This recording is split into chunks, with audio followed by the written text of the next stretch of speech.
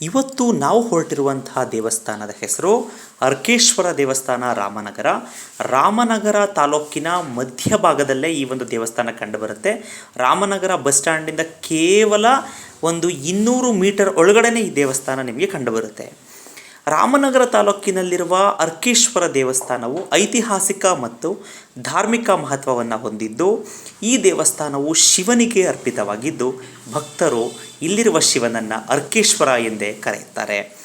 ದೇವಸ್ಥಾನದ ಮುಖ್ಯ ಗುಡಿಯಲ್ಲಿ ಶಿವಲಿಂಗವಿದ್ದು, ಈ ದೇವಸ್ಥಾನದ ವಿಶೇಷತೆ ಏನಪ್ಪ ಅಂದರೆ, ಈ ದೇವಸ್ಥಾನದಲ್ಲಿ ಇರುವಂತಹ ಒಂದು ಸುಂದರವಾದಂತಹ ವಾತಾವರಣ. ಈ ದೇವಸ್ಥಾನದ ಮುಂದೆ ಒಂದು ಸುಂದರವಾದಂತಹ ಒಂದು ಕಲ್ಯಾಣಿ ಕೂಡ ಇದೆ. ಹಾಗೂ ಶಿವರಾತ್ರಿ ಹಬ್ಬದ ಸಮಯದಲ್ಲಿ ಇಲ್ಲಿ ಭಕ್ತರ ದಂಡೇ ಇರುತ್ತೆ ಅಂತ ಹೇಳಿದ್ರೆ ತಪ್ಪಾಗಲಾರದು. ಅನೇಕ ಮಂದಿ ಭಕ್ತರು ದೂರದೂರಿನಿಂದ ಬಂದು ಅರ್ಕೇಶ್ವರನಿಂದ ಆಶೀರ್ವಾದವನ್ನು ಪಡೆಯುತ್ತಾರೆ. ಹಾಗೂ ಈ ದೇವಸ್ಥಾನಕ್ಕೆ ನೀವು ಮೊದಲು ಬಂದ ತಕ್ಷಣ ದೇವಸ್ಥಾನದಲ್ಲಿ ದೊಡ್ಡದಾದಂತಹ ಒಂದು ಶಿವನ ವಿಗ್ರಹವನ್ನು ನೀವು ನೋಡ್ಬೋದು. ಈಗಾಗಲೇ ನೀವು ನೋಡಿದ್ರಿ. ಹಾಗೂ ದೇವಸ್ಥಾನಕ್ಕೆ ಎಂಟರ್ ಆಗ್ತಿದ್ದಂಗೆ ನೀವು ಸುಬ್ರಹ್ಮಣ್ಯನ ವಿಗ್ರಹ ಸಮೇತವಾಗಿ ನಾಗರಕಲ್ಲನ್ನು ನೀವು ನೋಡ್ಬೋದು. ಈಗ ನಾನು ನಿಮ್ಗೆ ತೋರಿಸ್ತಾ ಇದ್ದೀನಿ ಸುಬ್ರಹ್ಮಣ್ಯನ ಸಮೇತವಾಗಿ ನಾಗರಕಲ್ಲು. ನಾಗರ ಪಂಚಮಿ ಎಂದು ಹಲವಾರು ಜನ ಭಕ್ತರು, ಅದರಲ್ಲೂ ರಾಮನಗರ ಟೌನ್ನಲ್ಲಿರುವಂಥ ಹಲವಾರು ಜನ ಭಕ್ತರು ಇಲ್ಲೇ ಸೇರಿರ್ತಾರೆ. ಅಷ್ಟೊಂದು ಪವಿತ್ರವಾದಂತಹ ಒಂದು ಕ್ಷೇತ್ರ ಈ ಒಂದು ಅರ್ಕೇಶ್ವರ ಕ್ಷೇತ್ರ ಆಗಿರುತ್ತೆ. ನೀವು ನೋಡ್ಬೋದು ಎಷ್ಟು ಪ್ರಶಾಂತವಾಗಿದೆ. ಹಾಗೂ ಈ ದೇವಸ್ಥಾನ ತುಂಬ ಪ್ರಾಚೀನವಾಗಿದ್ದು, ಈಗ ಸದ್ಯಕ್ಕೆ ಏನಾಗಿದೆ ಅಂದರೆ ಈ ದೇವಸ್ಥಾನವನ್ನು ಪುನಶ್ಚೇತನಗೊಳಿಸಲಾಗ್ತಾ ಇದೆ. ನೀವು ನೋಡ್ಬೋದು ನಿರ್ಮಾಣ ಕಾರ್ಯ ನಡೀತಾ ಇದೆ. ನಾವು ಹೋದಾಗ ನಿರ್ಮಾಣ ಕಾರ್ಯ ನಡೀತಾ ಇತ್ತು. ತುಂಬ ಸುಂದರವಾಗಿ ದೇವಾಲಯವನ್ನು ಕಟ್ತಾ ಇದ್ದಾರೆ.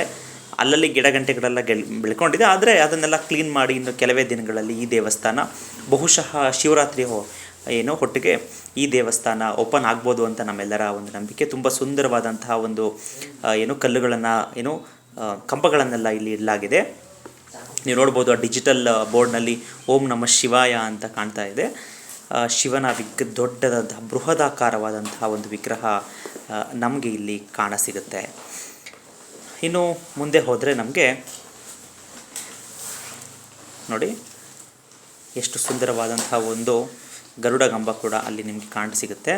ದೇವಸ್ಥಾನದ ಮುಂದೆ ಇರುವಂಥ ಗರುಡಗಂಬ ಅಯ್ಯಪ್ಪ ಸ್ವಾಮಿ ದೇವಸ್ಥಾನದಲ್ಲಿ ಹೇಗಿದೆ ಅದೇ ರೀತಿಯಾದಂಥ ಒಂದು ಗರುಡಗಂಬವನ್ನು ನೀವು ಇಲ್ಲಿ ನೋಡಬಹುದಾಗಿದೆ. ಹಾಗೂ ಇಲ್ಲಿ ಒಂದು ಸುಂದರವಾದಂಥ ಒಂದು ಹಳೆಯ ಆಲದ ಮರ ಕೂಡ ಇದೆ. ನೀವು ನೋಡ್ಬೋದು ಇಲ್ಲಿ ಒಂದು ಪುರಾತನವಾದಂಥ ಒಂದು ವಿಗ್ರಹ ಇದೆ ನೋಡಿ. ಇಲ್ಲಿ ಮಹದೇಶ್ವರ ಅಥವಾ ಶಿವನ ರೂಪದಲ್ಲಿ ಅರ್ಕೇಶ್ವರ ಇಲ್ಲಿದ್ದಾರೆ. ಸುಬ್ರಹ್ಮಣ್ಯ ಸ್ವಾಮಿ ವಿಗ್ರಹವನ್ನು ನೀವು ನೋಡ್ಬೋದು. ಕಾಳಿ ಅಥವಾ ಚಾಮುಂಡೇಶ್ವರಿ ಅಥವಾ ಪಾರ್ವತಿ ರೂಪದ ವಿಗ್ರಹವನ್ನು ಕೂಡ ನೀವಲ್ಲಿ ನೋಡ್ಬೋದು. ಎಲ್ಲ ಒಂದು ವಿಗ್ರಹಗಳನ್ನೆಲ್ಲ ಇಲ್ಲಿ ಒಂದು ಒಳಗಡೆ ಒಂದು ಕೋಣೆಯಲ್ಲಿ ಇಟ್ಟಿದ್ದಾರೆ. ಯಾಕೆಂದರೆ ಈಗ ದೇವಸ್ಥಾನ ನಿರ್ಮಾಣ ಹಂತದಲ್ಲಿದೆ. ಹಾಗಾಗಿ ಎಲ್ಲ ವಿಗ್ರಹಗಳನ್ನು ತೆಗೆದುಕೊಂಡು ಹೋಗಿ ಒಂದು ಕೋಣೆಯಲ್ಲಿ ಇಟ್ಟು ಅದನ್ನು ಪೂಜೆ ಮಾಡಲಾಗ್ತಿದೆ. ಈಗ ನಾವು ದೇವಸ್ಥಾನ ಯಾವ ಹಂತದಲ್ಲಿದೆ, ನಿರ್ಮಾಣ ಹಂತ ನೋಡ್ಬೋದು. ಎಷ್ಟು ಸುಂದರವಾಗಿ ನಿರ್ಮಿಸಲಾಗ್ತಿದೆ. ಯಾವುದೋ ಹೊಸದಾಗಿ ನಿರ್ಮಿಸ್ತಾಗಿರೋ ಒಂದು ದೇವಸ್ಥಾನ ಅಂತ ಕಾಣೋದೇ ಇಲ್ಲ. ಏಕೆಂದರೆ ಅಷ್ಟು ಸುಂದರವಾದಂತಹ ಒಂದು ಕಂಬಗಳನ್ನು ಹಾಗೂ ದೇವಾಲಯವನ್ನು ಇಲ್ಲಿ ನಿರ್ಮಾಣ ಮಾಡಲಾಗ್ತಿದೆ. ಪ್ರತಿಯೊಂದು ಕೋಣೆಗಳನ್ನು ತೋರಿಸುವಂಥ ಪ್ರಯತ್ನವನ್ನು ಇಲ್ಲಿ ಮಾಡಲಾಗಿದೆ. ಹಾಗೂ ನೀವು ಯಾರಾದರೂ ಅರ್ಕೇಶ್ವರ ದೇವಸ್ಥಾನಕ್ಕೆ ಸಹಾಯವನ್ನು ಮಾಡಬೇಕು ಅನ್ನೋದಿದ್ದರೆ ಖಂಡಿತವಾಗೂ ಸಹಾಯ ಮಾಡ್ಬೋದು. ಹಾಗೂ ಇಲ್ಲೊಂದು ಮರವನ್ನು ನೋಡ್ಬೋದು. ಅರಳಿ ಮರ ತುಂಬ ದೊಡ್ಡದು, ತುಂಬ ಹಳೆಯಾದಂಥ ಒಂದು ಅರಳಿ ಮರ ಇಲ್ಲಿ ನಿಮಗೆ ಕಾಣಸಿಗುತ್ತೆ.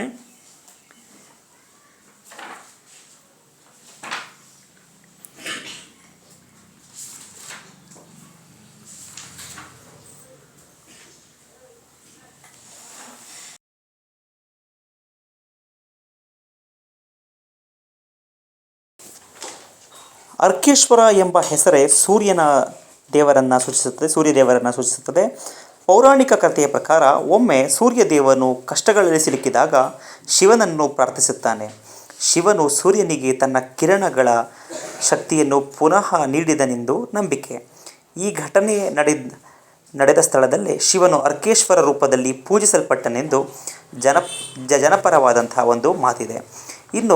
ಇನ್ನೊಂದು ನಂಬಿಕೆಯ ಪ್ರಕಾರ ರಾಮಾಯಣ ಕಾಲದಲ್ಲಿ ಶ್ರೀರಾಮನು ಲಂಕೆಗೆ ತೆರಳುವ ಮಾರ್ಗದಲ್ಲಿ ಇಲ್ಲಿ ಬಂದು ಶಿವನ ಆರಾಧನೆ ಮಾಡಿದನೆಂದು ಹೇಳಲಾಗುತ್ತದೆ.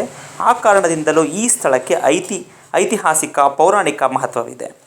ಶಿವರಾತ್ರಿ ಹಬ್ಬದ ವೇಳೆ ಅರ್ಕೇಶ್ವರ ದೇವಾಲಯದಲ್ಲಿ ಭವ್ಯ ಜಾತ್ರೆ ನಡೆಯುತ್ತದೆ.